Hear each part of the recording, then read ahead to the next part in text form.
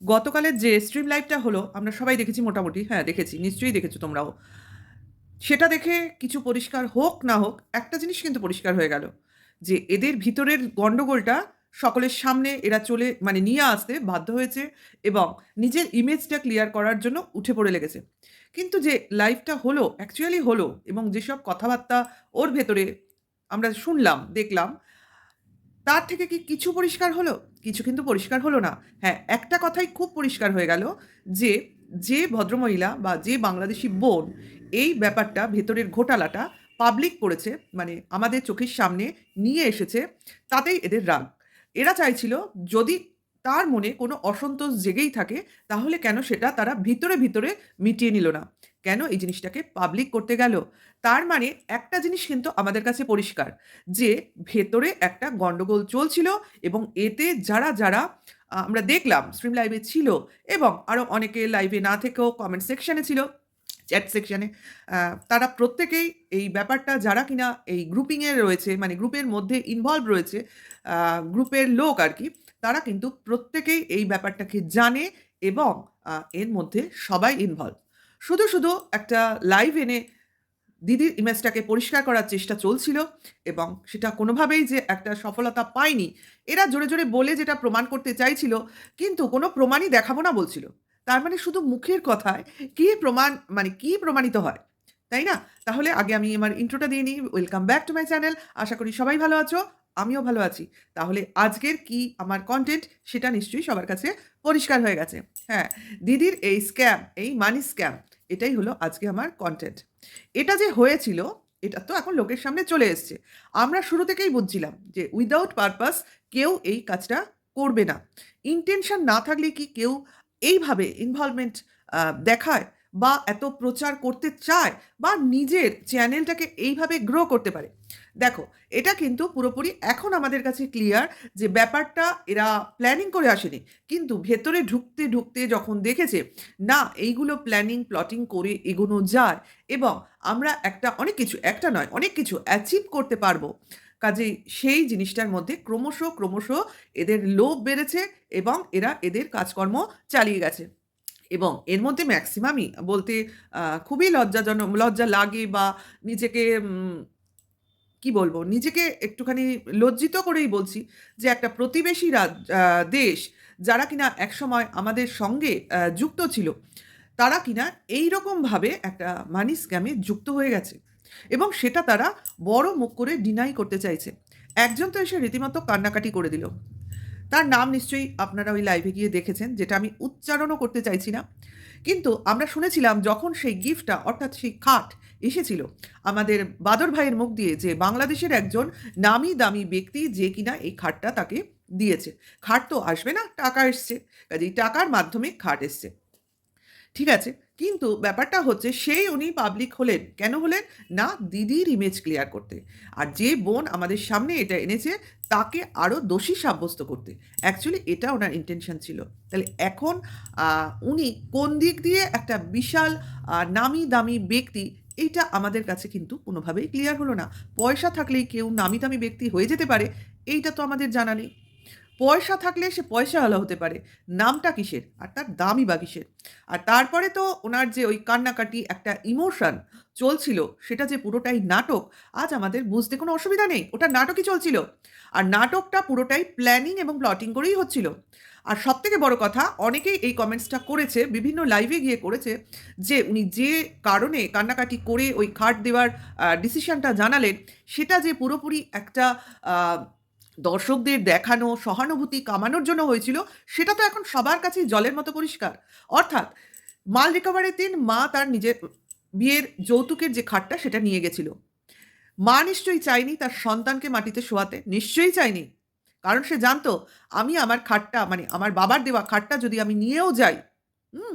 তাহলেও ওই বাড়িতে আরো ২ টো খাট এবং চৌকি রয়েছে, যেটায় কিনা আমার ছেলে অন্তত স্থান পাবে। কিন্তু সেটা কিন্তু আমরা দেখিনি। আমরা কি দেখেছি? বাদরের মা এবং তার নিজের ছেলে মেঝেতে গদি পেতে সেই রাত্রে শুলো। আর বাদর কোথায় শুয়েছিল? কোথায় শুয়েছিল? নিশ্চয়ই তার পাশের ঘরে যে খাট আর চৌকি আছে সেখানেই শুয়েছিল। নিশ্চয়ই। কারণ সেই ঘরে তো শোয়নি। যাই হোক, সেটা কথা না। কথাটা হচ্ছে আমার বাড়িতে যদি খাট, চৌকি এগুলো থেকেই থাকে, এবং সেই খাটে ওরা শোয়া বসা করে, আমরা দেখেছি। তাহলে সেই খাটে ছেলেকে না শুইয়ে তারা কেন নিচে গদি পেতে শোয়ালো বলতে পারেন? এটার কারণটাই হচ্ছে ভিউয়ার্সদের দেখানো, দেখো একটা নির্দয় মা তার ছেলেকে মেঝেতে শোয়ালো, তার পিঠের তলা থেকে খাট কেড়ে নিল। তার আজকে শোয়ার জায়গা নেই। আর আমি হলাম অপদার্থ বাবা। মাল রিকভারি হয়ে গেছিল কিন্তু সন্ধ্যেতেই। তার যদি বিশাল পুরুষত্ব থাকতো, তার যদি বিশাল অপমান বোধ থাকতো আর নিজের আম পুরুষত্ব আর কি জাহির করতো, তাহলে কিন্তু সে সেই মুহূর্তে গিয়ে অহরহ যেতে দেখেছি গাড়ি করে, বাইকে করে বাতকুল্লা। চলে যেত, গিয়ে একটা সস্তা দরের অন্তত স্টিলের হোক, লোহার হোক, কাঠের না হোক, খাট সে নিয়ে আসতো। তার পয়সা ছিল না তা নয়। তাহলে আজকে সে তার শখ পূরণ করতে বাইক কিনতে যেত না। আমরা নিশ্চয়ই জানি যে রেঞ্জের বাইকও কিনেছে সেই বাইকের কত দাম হতে পারে। তাহলে একটা স্টিলের খাটেরও কত দাম হতে পারে আমরা জানি। কাঠের খাট যদি সেই মুহূর্তে তার প্ল্যানিং প্লটিং না থাকে, তাহলে মানে একটা মানুষের তো কেনার সময় থাকে বা একটা পরিকল্পনা থাকে, সেটা যদিও বা না থাকে, একটা প্রয়োজন হিসেবেও কিছু কিনে আনতে পারতো। পারতো কি না? যদি সেটার প্রয়োজনও না থাকতো, ঘরে ছিল, সেখানে শোয়াতো। কিন্তু না, সে কোনোটাই করেনি। উল্টে কি করেছে? দর্শকদের দেখানোর জন্য ছেলেকে, মাকে মাটিতে শুইয়েছে। কেন? আরো ভিউজ কামানোর জন্য, আরো কেলেঙ্কারি ছড়ানোর জন্য। আর সবথেকে বড় কথা, জানতো যে ছেলের যদি কোনো কষ্ট হয়, কারণ কিছু ভিউয়ার্স তো আছেই, ঈশানুকে ভালোবাসি, আমরাও ভালোবাসি, খুবই ভালোবাসি। আ তার কথা মনে করে আম গিফট পাঠায়। তারা নিশ্চয়ই সেইভাবেই কোনো কিছু প্ল্যানিং করে নেবে। আর যদিও বা তাদের মনে প্রাণে এটা নাও আসে, আছে আমার দালাল দিদি। সে ঠিক তাদের মনে এই প্রশ্নটা ঢুকিয়ে দেবে। কারণ তারপরে যখন মাল রিকভারি হয়ে গেছিল, সন্ধ্যেবেলা এসে ওই দিদির কি অভিব্যক্তি জাহির হয়েছিল, তা আমরা সবাই দেখেছি। দেখেছি তো? তাহলে এগুলো কিন্তু সমস্ত কিছুই কনটেন্ট। ভিডিওর কনটেন্টের জন্যই এইসব হয়েছে এবং এখনো চলছে। শুধু ভেতরের যে বোন এটা বাইরে চলে এনেছে তাকে অসংখ্য ধন্যবাদ। আমরা এগুলো জানতাম, বুঝতাম। কিন্তু ওই যে ভিডিও না দেখে ভিডিওর মধ্যে যে কথা হয় সেগুলো না হলে আমরা সেগুলোকে জোর দিয়ে বলতে পারি না। আজ কিন্তু বলতে পারলাম, তাই না?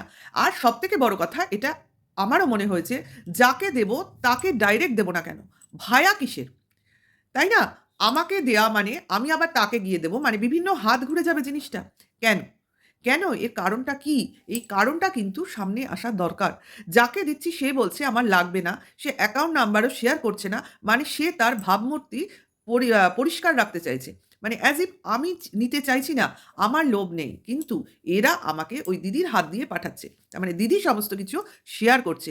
ব্যাংক অ্যাকাউন্ট বলো, তার অ্যাড্রেস বলো, আ কিছু মাধ্যমে তো আসবে। সমস্ত কিছু ওখানেই কিন্তু পরিকল্পনা মাফিক ঘটছে। অর্থাৎ ভিক্ষাবৃত্তি, কাম চৌর্যবৃত্তি সবটাই চলছে। মানে ভিক্ষা করছি, আমাকে দাও, আমার ভাইকে দাও এবং তারপর সেখান থেকে কিছু আমি ভাইকে দিচ্ছি আর কিছু আমি আমার ভবিষ্যতের জন্য সঞ্চয় করছি। কারণ আমার লোভ নেই। কিন্তু আমার ভবিষ্যতের ভয় আছে তো। কারণ আমার তো টাকা রাখতে হবে না? কারণ আমার এইরকম পার্টি কতদিন ধরে রাখতে পারবো তার ঠিক আছে? দালালদের দেখবেন একটা টেনডেন্সি থাকে আম পার্টি ধরে রাখার, মানে ঘোরানোর। কোনো একটা কাজের জন্য যদি আপনি দালাল হায়ার করেন, তারা দেখবেন আজ হচ্ছে না, কাল হচ্ছে না, অনেকটা উকিলের মতো। আজ হচ্ছে না, কাল হচ্ছে না, পরশু হচ্ছে না।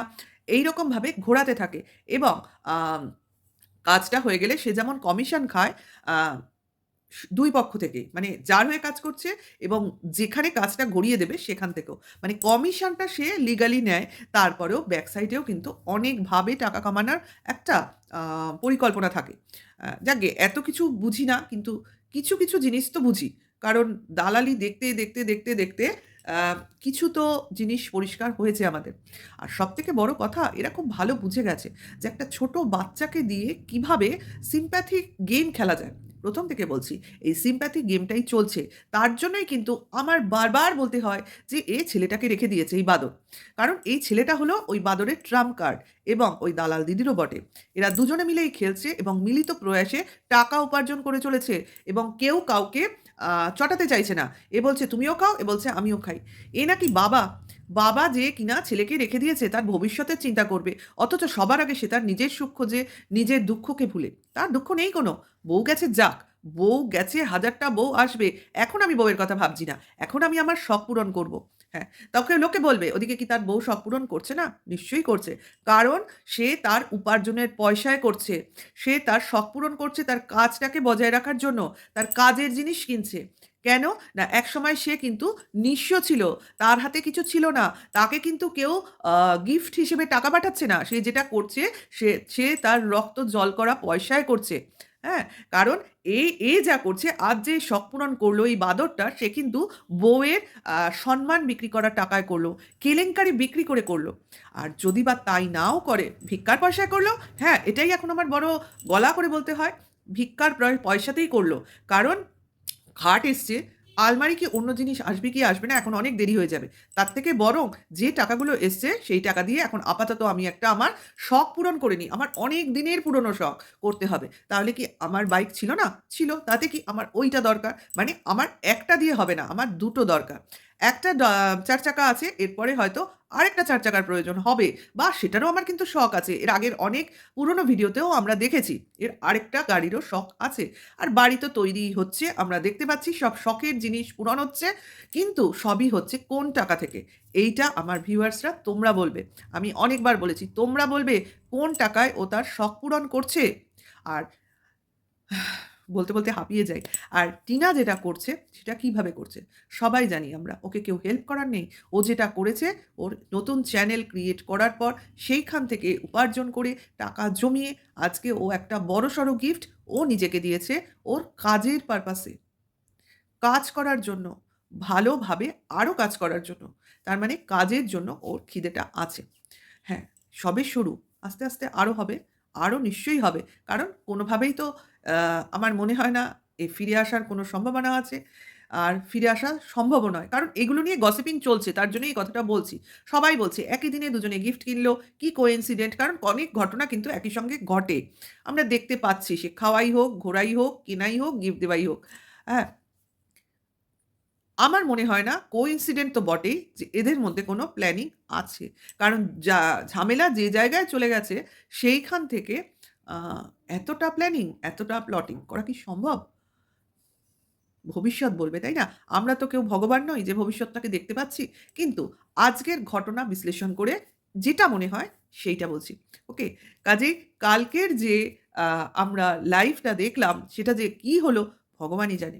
শুধু কিছু দোষারোপ হলো একজনের উপর যে কিনা সমস্ত ঘটনাটাকে সামনে নিয়ে এসছে। আর ওই দালাল দিদির, পতিতা দিদির ইমেজ ক্লিয়ার করার চেষ্টা করা চলল। আরে ভাই, সবাই বলছে উনি কি এই কাজ করেন, উনি কি কারো সাথে কিছু করেছেন যেটা বলা হচ্ছে। আরে নতুন, নতুন করে তোমাদের কোয়েশ্চেন কেন আনছো? সবাই জানে তার জন্মের গল্প, কারণ সে তার নিজের মুখে বলেছে। কাজেই যে নিজের মুখে নিজের স্ক্যান্ডাল ছড়ায়, এটা তো না বললেও চলতো। কেন করেছে? সেই ভিউজ। কারণ যখন দেখছিল এর নিজের ভিউজ ডাউন যাচ্ছিল, তখন সে নিজের এইসব স্ক্যান্ডালের গল্প ওয়াইটির পর্দায় নিজের মুখে নিয়ে এসছে। কারণ জানে মানুষ এইসব শুনতে চায় ইন্টারেস্টের জন্য। কারণ ১ম এ নিপীড়িত হওয়ার জন্য দুঃখ পাবে। তারপর সেটাকে নিয়েই খিল্লি ওড়াবে। তাই চলছে। তাই ১ম থেকে শেষ অবধি চলছে। এটাও কিন্তু জনপ্রিয়তার কারণ। এটাও কিন্তু চ্যানেল গ্রো এর কারণ। আর এসবের জন্যই কিন্তু হয় না? বলে না মানুষ আ কিছু সুনামে বিখ্যাত হয়, কিছু দুর্নামে বিখ্যাত হয়। এটাই হয়েছে তার এত আম পাবলিসিটির কারণ। ঠিক আছে? কিন্তু যারা এসছিল তারা যে মোটেও সুবিধার আম লোক ছিল না ওই লাইভে সে তো বোঝাই গেল। ওই যে বলেছিল না একজন এই গ্রুপিং এর মধ্যে কলতলার ঝগড়াঝাটি হয়। হ্যাঁ, একদম সঠিক বলেছিল সেই কলকাতার দুজন যে ভিউয়ার্স যারা কিনা ওই পিকনিকে গেছিল। আর কালকের লাইভটা দেখে এই জিনিসটা আরো পরিষ্কার হয়ে গেল। হ্যাঁ, অ্যাকচুয়ালি ওখানে কলতলারই ঝগড়াঝাটি চলছিল। কলতলায় জল নিয়ে, বালতি নিয়ে ওই লাইনের মধ্যে যেরকম বস্তিতে ঝগড়াঝাটি হয় ওটাই হচ্ছিল। কিছু লোক ঝগড়াঝাটি করছিল, কিছু বসে শুনছিল, কিছু দূর থেকে মজা দেখছিল। আর কিছু লোক কমেন্টস লিখে হাত ব্যথা করছিল। ওকে গাইস, আজকে এইটুকুই। আবার আসবো অন্য সময় অন্য একটা নতুন ভিডিওর সাথে। সবাই আমার সাথে থেকো। ভালো লাগলে চ্যানেলটাকে সাবস্ক্রাইব করে নেবে। সঙ্গে লাইক, কমেন্টস, শেয়ার করতে কিছুতেই ভুলবে না। Tata, by.